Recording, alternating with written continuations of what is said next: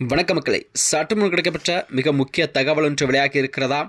50 தொகுதிகள் தருகிறேன், துணை முதல்வர் பதவியும் தருகிறேனா? விஜய்க்கு அழைப்பு விடுத்த எடப்பாடியார். வாங்க வீடியோவை மூலமாக காணலாம். அதாவது தமிழகத்தில் வரக்கூடிய இந்த 2026 சட்டமன்ற தேர்தலில் கண்டிப்பாக தமிழகத்தில் உள்ள அனைத்து கட்சிகளுக்குமே ஒரு மிக முக்கியமான தேர்தலாக பார்க்கப்பட்டு வருகிறதா.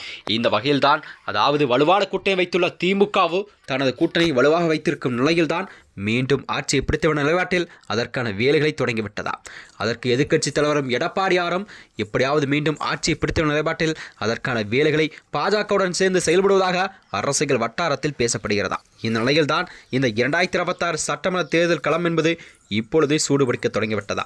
அதாவது நடிகர் விஜயின் தமிழக வெற்றிக் கழகத்தை நோக்கிதான் அதிமுகவின் பொதுச்செயலாளர் எடப்பாடி பழனிசாமி ஒரு அதிரடி தூது அனுப்பியுள்ளதாக அரசியல் வட்டாரங்களில் ஒரு பலத்த பேச்செல்லாம் இணைந்திருக்கிறதா. அதாவது விஜய்க்கு சுமார் 50 தொகுதிகள் வரை ஒதுக்கிடுவதோடு மட்டுமல்லாமல் ஆட்சி அமைந்தால் அவருக்கு கண்டிப்பாக துணை முதல்வர் பதவி கண்டிப்பாக வழங்க அதிமுக முன்வந்துள்ளதாக தகவல் கசிந்திருக்கிறதா. திமுக மற்றும் அதிமுக ஆகிய இரு பெரும் துருவங்களை தாண்டி தனித்து நின்ற ஆட்சியை கைப்பற்றுவது என்பது கண்டிப்பாக நடைமுறையில் சாத்தியமற்ற காரியம் என்பதை அனைவரும் உணர்ந்துள்ள விஜய் அவர்கள் இப்போதைக்கு ஒரு பலமான கூட்டணியை அமைப்பதே ஒரு புத்திசாலித்தனம் என்று அவரது ஆலோசகர்களெல்லாம் தரப்பிலிருந்து கூறப்பட்ட செய்திதான் அரசியலிலே ஒரு புதிய பரபரப்பை கிளப்பியிருக்கிறதா. அதாவது திமுக மற்றும் காங்கிரஸ் ஆகிய கட்சிகளை பழிவாங்க விஜய்க்கு இது ஒரு சரியான வாய்ப்பாக அமையக்கூடும் என்ற அரசியல் விமர்சகர்கள் எல்லாம் கருத்துக்களை தெரிவிக்கிறார்கள். குறிப்பாக சொல்லப்போனால் விஜயின் திரைப்பட வெளியீடுகளுக்கு ஆளுங்கட்சி தரப்பிலிருந்து கொடுக்கப்படும் நெருக்கடிகள் மற்றும் அவரது அரசியல் வருகை விமர்சித்த விதம் ஆகியவையெல்லாம் விஜய்க்கு கண்டிப்பாக ஆக்ரோஷத்தை ஏற்படுத்தி இருக்கிறதா.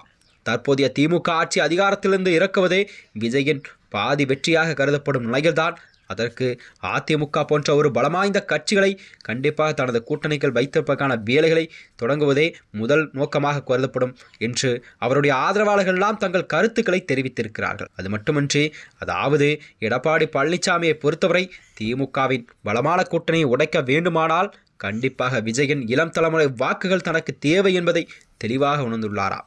இதற்காகத்தான் அவர் விஜய் அவர்களுக்கு 50 தொகுதிகள் மற்றும் துணை முதல்வர் பதவி என்கிற ஒரு கவர்ச்சிகரமான வாக்குறுதியை எடப்பாடி அவர்கள் முன்வைத்ததாக தெரிகிறதா.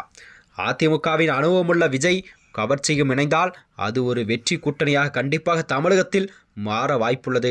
ஆனால் திராவிட அரசியலுக்கு மாற்றாக தன்னை காட்டிக்கொள்ள விரும்பும் விஜய் அவர்கள் மீண்டும் ஒரு திராவிட கட்சியுடன் கூட்டணி வைத்தால் அது அவரது தனித்துவத்தை பாதிக்கும் என்கிற தயக்கமும் அவரிடம் இருக்கிறதா.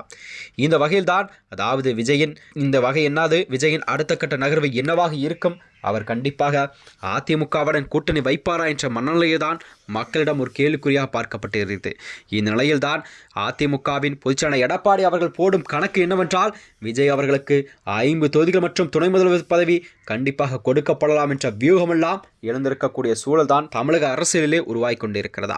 மேலும் இது போன்ற வீடியோக்களை தெரிந்து கொள்ள நமது சேனலை மறக்காமல் சப்ஸ்கிரைப் செய்து கொள்ளும். நன்றி, வணக்கம்.